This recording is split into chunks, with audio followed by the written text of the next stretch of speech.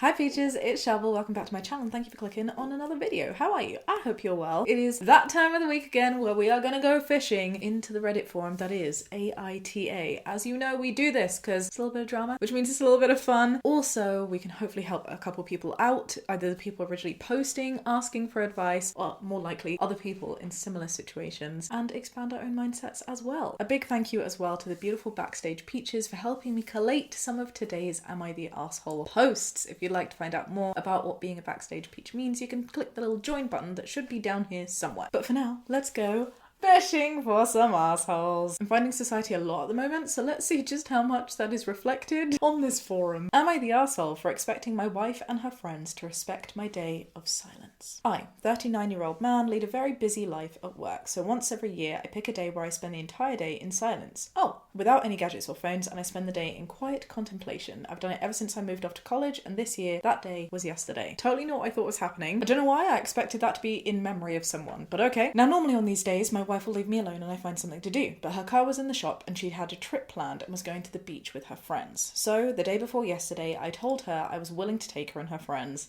I see where this is going, and drop them off at the beach, thinking it would be a short trip. I would have rescheduled my day of silence, seeing as it's not specifically linked to something, but just a mental health, mental well-being, being in touch with a non-technology. I get it, but I wouldn't have other people impede on that day. And you offered. Okay, just point that out right now. We don't know the facts, so let's read on. Except, it turns out that it was much farther away than I previously had thought, and there was a ton of traffic, so the trip ended up taking almost 3 hours. The worst part of it was that her and her friends were very loud, rambunctious. I haven't seen the word rambunctious in such a long time. Rambunctious. And obnoxious throughout the drive. Singing songs and chatting. Is that what made them rambunctious and obnoxious? The fact that they were singing songs and chatting? Because that sounds like a very reasonable thing to do on a girl's trip as you're going to a beach. And I couldn't say anything or stand up for myself because I had to be quiet, so as a result, my day of silence ended up getting ruined. Right, so you were quiet in the car to the point where you didn't even tell them you were observing a day of silence. You know what's coming. I feel it. I feel it. Furthermore, I had to pick them up, so more of my time was wasted and ruined, and I couldn't think clearly as a result. This morning I was really mad at my wife and I yelled at her. I told her that she'd betrayed me and took advantage of me by not telling her friends to maintain a quiet environment in the drive and respect my day of silence, especially since I was doing them a favour. She replied she shouldn't have to, and what I was asking for is ridiculous. Now she's not talking to me unless I apologise for blowing up on her. Am I the arsehole? You are the arsehole, my love. I remind the Peaches watching this video that it's really good that people are on this forum because they're taking the time out to explore their situations and genuinely try to understand other points of view. So let's not be too harsh. This feels like one of the more straightforward ones, and I'm like, what? The only thing that could possibly make you not an arsehole, and even then I don't think it quite qualifies, is if you had told your wife that you were observing a day of silence and therefore didn't want any disruptions. It sounds like in that bottom paragraph you had an expectation that she and her friend should respect your day of silence. I'm assuming your wife knew about it, but then you also said that you're trying to be quiet, and so you didn't remind anybody, but also you offered, babe. That is the point. It doesn't actually matter. You offered to take a girls' trip to a beach. You didn't realise how long the drive was. You scheduled your day, reschedule it. Or don't offer. If it's so important for you to have done that on that day, don't put yourself in a position where you can't quietly contemplate. Also, a car is technology. Here is your badge. Learn from this. It's okay. Next time, when you have your day of silence, don't schedule other people in to do things. Have it as a total me day. Okay? It's a lesson learned, and go and apologise to your wife because you shouldn't be shouting at her. And language like betrayed and took advantage is a lot. So this day is chosen by your discretion, yes. You don't think to simply reschedule the day of silence. It's quite obvious that driving a group of friends to a beach is not conducive to quiet contemplation. And you're the asshole. You offer to drive them, you can't force them to be quiet just because it's something you do. And if you didn't say anything, you have no right to be mad at them for not knowing. You're the asshole. Days of quiet contemplation are best had alone. I get a cabin to myself. That's a great idea. Or go somewhere people don't know me. You really got into a car with women, not that being a car group of women specifically has anything to do with it, ready to go away for a beach trip and thought they'd be quiet. You are the arsehole. Look, I think it's a consensus. We can move on. Am I the arsehole for telling my friend that I have a crush on her boyfriend? My good friend and I are usually very close. We're both in our late 20s now, but we've known each other since high school. In all those years, our friendship has never been rocky until recently. Set the stage. My friend and her boyfriend met about 6 months ago. I'm currently in grad school. I've chosen to remain single. Before they met, my friend and I would hang out at her place when I was done with classes because she lived close by. But about 4 months ago, the dynamic started to shift to a trio. When two become three. When her boyfriend started to consistently hang out with us. My friend showed me pictures of him and I always thought he was attractive, but the crush started developing when I met him in person. Interesting, because normally when two become three in this kind of friendship scenario, the complaint is, oh, I hate them. But this is like the opposite, which I don't know, is unique. I won't go into too much detail, but my friend's boyfriend, who I consider to be a friend now, is honestly so fun to be around. I always look forward to hanging out with him after class. Them after class or him after class. Aside from looks, and he's probably the most beautiful man I've ever seen in person, he's really knowledgeable and is a great conversationalist. He's a good storyteller and has a good sense of humour. He's super kind, always checks in with me, and seems to know the right words to say to make me feel appreciated. It sounds tropey, but honestly, I can't detect anything wrong with him, which is even more infuriating for me because I actually don't want to have this crush or think about him in a romantic way. Just want to put it out there for anyone else who's going through similar situations as well. Nobody chooses who they crush on. If we could, life would be boring, but also significantly easier in many ways. You shouldn't feel bad for having a crush on someone. It's the actions that do or do not come from this that you should judge yourself on. But for actually having the crush,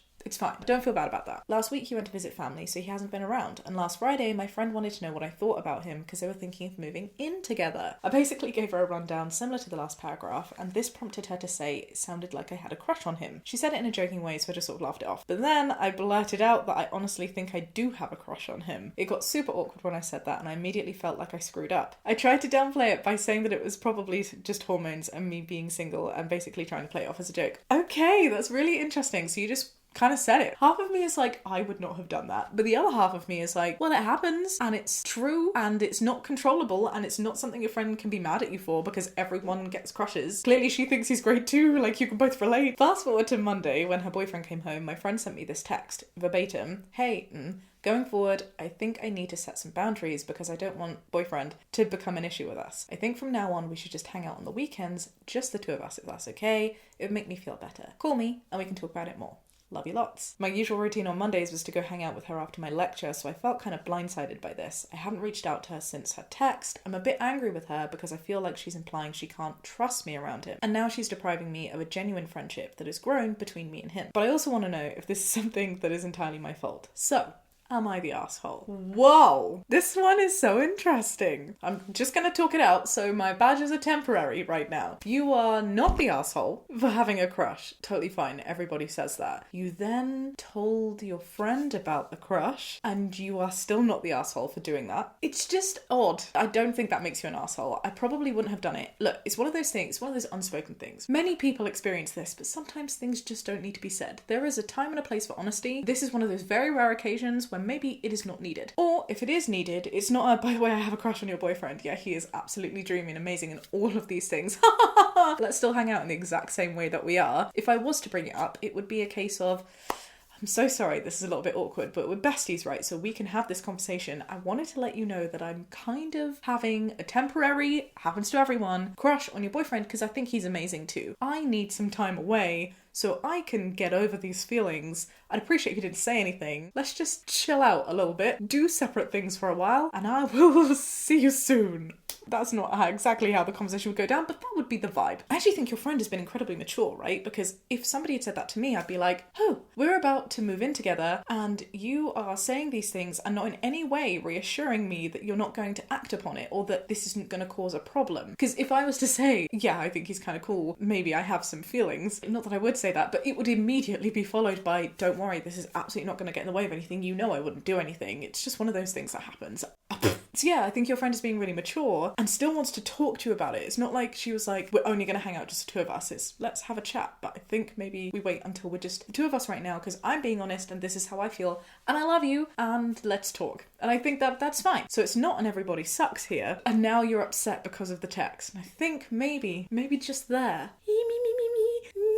There you go. I give you a tiny you are the asshole badge. Asshole is too strong a word. Soft asshole. That's what we learned from the last videos. A tiny asshole badge because I think maybe what's happening here is you don't realise that your anger isn't towards your friend, but maybe because you're crushing on this person and those feelings are overriding and you're like, oh, now I can't have that friendship with him. Here's the thing, babe. If he is your bestie's partner and they are moving in together and you have that harder crush, you shouldn't be friends right now. You need to deal with those feelings first to make sure that they they don't develop into something else, so that you can maintain a healthy friendship without that level of crush going on, and they go away over time. I guess it also depends on why you're voluntarily single. Maybe that means you're wanting to date again. It doesn't matter. My point is, you can't have this person because this person is in a committed monogamous relationship with your friend. So, tiny arsehole just for that reaction at the end, and for being mad at the friend because I feel like everything else is done right. Choices. I wouldn't have chosen to have told my friend about the crush. Doesn't make you bad for doing it though. What do you think, Peaches? This is an unusual one. You are the arsehole. Time to apologise for crossing a line and assure her that you'll never act on it, up, down and sideways, and mean it. Also, don't push back on her request to limit contact with him for a while. It's totally understandable that she's not comfortable with that under the circumstances.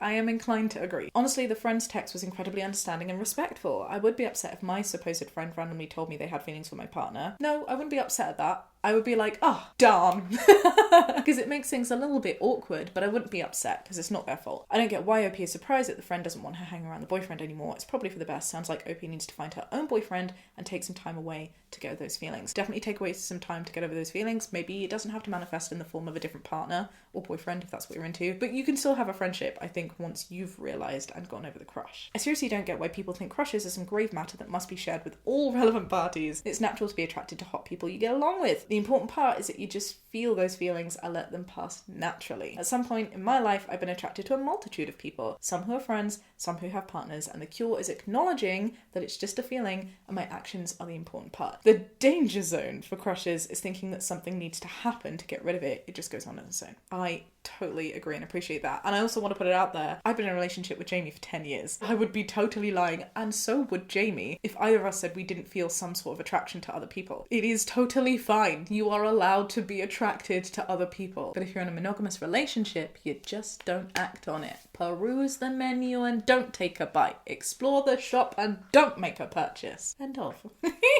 But do let me know your thoughts. Am I the arsehole for saying my daughter's cooking sucks? Every Sunday we have a family dinner and my wife is the one that cooks. But last Sunday our daughter asked if she could make us a homemade pizza because she found some awesome recipe online. We agreed, but her pizza was absolutely horrible. Everyone, my wife and my other kids, complimented her, and when she asked me if I liked it, I told her that it sucks. This made her extremely upset. She went to her room and everyone at the table looked at me like I was an asshole, but I told them if I complimented her pizza, she'd just keep making it, and the last thing I want is to be stuck eating a terrible pizza every Sunday. But no one seemed to agree with me. They all claim I ruined the family dinner. Am I the asshole in the situation? Can I ask, did you just say, it's a terrible pizza, it sucks? Because that's very different to being like, hey babe, I love pizza, and I love the fact that you wanted to make pizza. I love the intention. I really want to do this again. I have a couple tips though that could make this pizza even better. Let's do it together next time. There is a way to shit the sandwich. You know, it's called a shit sandwich, and it is a compliment, and then it is constructive criticism, and then it is a compliment.